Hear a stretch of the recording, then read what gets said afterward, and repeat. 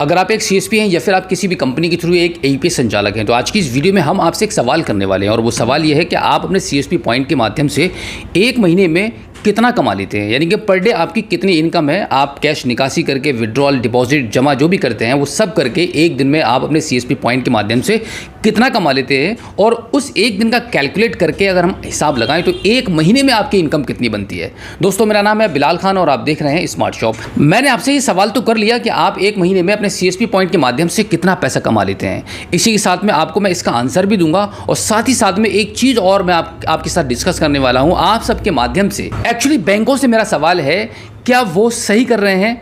अब सवाल क्या है वो आगे वीडियो में आपको पता चलेगा। सबसे पहले हम बात करते हैं कि जब एक एईपी संचालक या एक सीएसपी अपनी सीएसपी पॉइंट को ओपन करता है और पूरा दिन लगन से, मेहनत से अपने शॉप पर बैठता है और बैंकिंग सर्विसेज अपने ग्राहकों को प्रोवाइड कराता है, उसके जरिए कुछ अगर वो कमा लेता है तो यहाँ पर बैंकों को थोड़ा सा ऐतराज हो जाता है। ऐतराज ये है कि बहुत सारे सीएसपी पैसा निकालने पर चार्ज लेते हैं, डिपॉजिट करने पर चार्ज लेते हैं। आज हम बात करने वाले हैं कि क्या बैंकें सभी काम अपने ग्राहकों के बिल्कुल फ्री कर रही हैं? क्या बैंक कोई भी चार्जेस अपने ग्राहक पर नहीं लेती है? अगर आप यूं मान के चलिएगा, जो मेरा मानना है, जो मैंने फील किया है, अगर आप बैंक के अंदर एक कदम भी रखते हैं ना तो एक एक कदम का बैंक आपसे पैसा लेता है। कैसे लेता है, हम शुरुआत करते हैं। जब किसी को बैंक में अपना अकाउंट ओपन कराना होता है, किसी भी बैंक में कोई भी ग्राहक अकाउंट ओपन कराने वाला होता है, तो वहां पर सबसे पहला जो चार्ज उसके ऊपर लगता है वो लगता है पासबुक चार्ज। यानी कि बैंक एक एक चीज का अपने कस्टमर से पैसा वसूलता है, अकाउंट ओपन से लेके जब तक लाइफ में वो ग्राहक अपना अकाउंट को मेंटेन करता है और क्लोज कराने तक हर चीज का बैंक इससे हिसाब लेता है और अपने ग्राहक से पैसा वसूलता है। तो क्यों बैंक ये उम्मीद करता है कि एक सीएसपी को भी फ्री में काम करना चाहिए? क्या एक सीएसपी का कोई घर परिवार नहीं है? क्या एक एईपी संचालक के और एक सीएसपी के अपने पर्सनल कोई भी खर्चे नहीं है? क्या एक सीएसपी को अच्छे से आमदनी करने का कोई अधिकार नहीं है?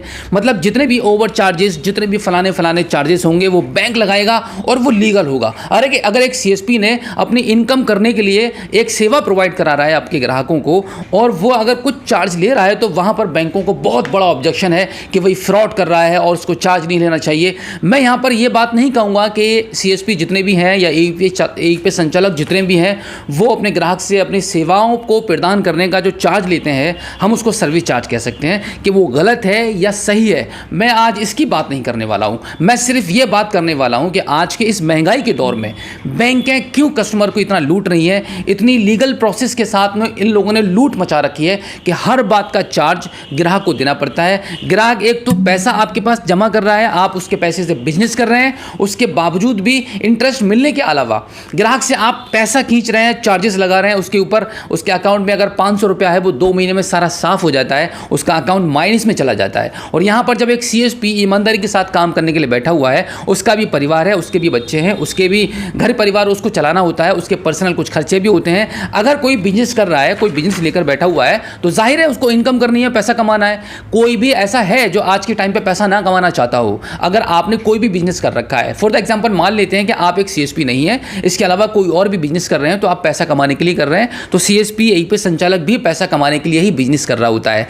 बैंकें इतनी खुली हुई हैं, बैंकों ने अपने इतने कारोबार बढ़ा रखे हैं, बैंकों के पास बहुत सारे सोर्स ऑफ इनकम है जहां से वो पैसा कमाते हैं। अब सवाल उठता है कि बैंक के पास पैसा कहां से आया? बैंक के पास पैसा आया ग्राहक का बैंक पैसा यूज कर रहा है, उसके पैसे से बिजनेस कर रहा है। अभी हम बात करते हैं कि सीएसपी के पास या एईपी संचालक के पास क्या बचता है?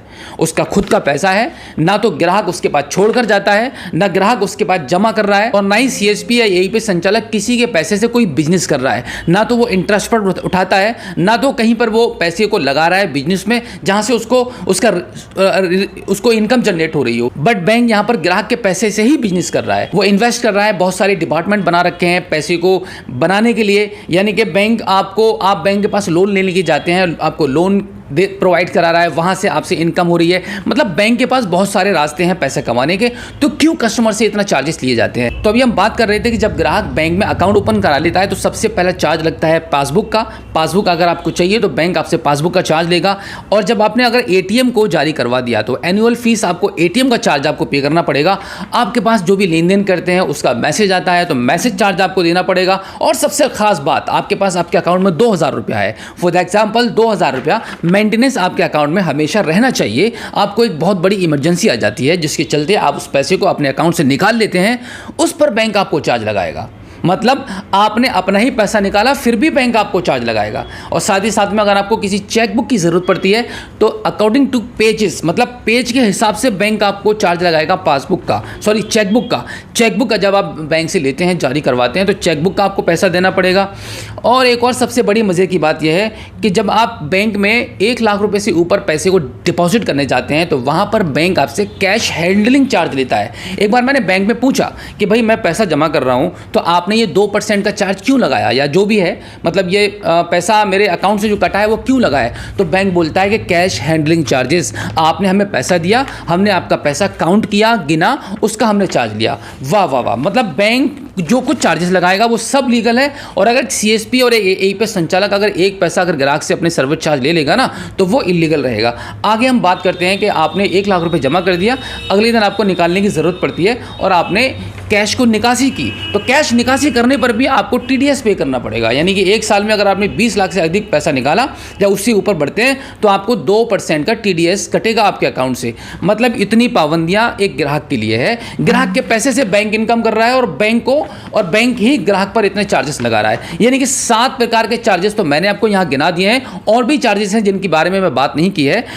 एक सीएसपी और एक एईपीएस संचालक कितना पैसा लगाता है अपने सीएसपी सेंटर को ओपन करने के लिए। उसके पास कम से कम 2 सिस्टम होते हैं या एक सिस्टम होता है, एक प्रिंटर होता है, एक लेज़र प्रिंटर रखता है, एक कलर प्रिंटर रखता है। मतलब करीब करीब ओवरऑल अगर हम बात करें तो 1 लाख रुपए से लेकर 1.5 लाख रुपए तक का उसके बजट का एक सीएसपी सेंटर ओपन होता है। उसका महीने का मेंटेनेंस अगर हम काउंट करें तो उसकी एक शॉप होती है जो मिनिमम 5,000 रुपये का रेंट होता है। लगभग बिजली का खर्चा भी लगभग 2,500-3 हज़ार रुपये महीने का होता है। इन्वर्टर रखा हुआ होता है। इस प्रकार से लगभग 12-13 हज़ार रुपये का खर्चा उसका शॉप को मेंटेन करने का होता है। अब हम बात करते हैं कि एक पर्सनल आदमी के कितने खर्चे होते हैं। एक सीएसपी की फैमिली भी होती है, उसके खुद के भी खर्चे होते हैं, बहुत सारी ज़रूरतें पूरी करनी पड़ती हैं, हर चीज़ के लिए पैसा चाहिए होता है। आज के टाइम पे कहीं कहीं तो ऐसा है कि पानी भी फ्री भी नहीं है, पानी के भी लोगों को पैसे पे करने पड़ते हैं। तो क्या एक सीएसपी ओपन करने के बाद उसको इनकम करने का कोई भी अधिकार नहीं है? आप सोच सकते हैं और कमेंट करिए हमारी इस वीडियो में कि मैं बात को सही कह रहा हूं कि गलत कह रहा हूं। तो यहां पर ओवरऑल जितने भी सीएसपी हैं, जितने भी एईपीएस संचालक हैं, इस बात पर ध्यान देना होगा कि बैंकों ने बहुत सारे चार्जेस लगा रखे हैं और जो कि बैंक की नज़र में वो चार्जेस लीगल है। एक सीएसपी अगर अपनी सर्विस प्रोवाइड करा रहा है, दिन रात मेहनत करके अपनी सेवाओं को प्रदान करा रहा है अपने एरिया में, और फिर बैंक कहता है कि उसको ओवर चार्ज नहीं करना चाहिए, उसको पैसा नहीं लेना चाहिए, तो मैं आपको बता दूं कि मैं यहाँ पर इसके फेवर में नहीं हूँ कि सीएसपी को चार्जेस लेना चाहिए। लेकिन बैंकों को इसके बारे में सोचना चाहिए कि या तो आप किसी भी एईपीएस संचालक की, किसी सीएसपी की कमीशन को इतना बढ़ा दीजिए कि ऊपर से लोगों को पैसा लेने की ज़रूरत ना हो। दोस्तों, आज की इस वीडियो में जो चीज़ें मैंने आपसे साथ डिस्कस की हैं, जो शेयर की हैं, वो मेरा पर्सनल एक्सपीरियंस है। आई होप ये वीडियो आपको काफ़ी अच्छी लगी होगी। हमारी इस वीडियो को लाइक कीजिए और अपने दोस्तों में शेयर करना बिल्कुल भी मत भूलिएगा। और अगर आप पहली बार हमारे स्मार्ट शॉप यूट्यूब चैनल पर आए हैं और अभी तक आपने हमें सब्सक्राइब नहीं किया है तो प्लीज़ एक बार सब्सक्राइब कीजिएगा और बेल आइकन भी प्रेस कीजिएगा। तो चलिए दोस्तों, मिलते हैं आपसे किसी और एक अगली वीडियो में एक नई जानकारी के साथ, एक नई अपडेट के साथ और एक नए जोश के साथ। तब तक के लिए जय हिंद।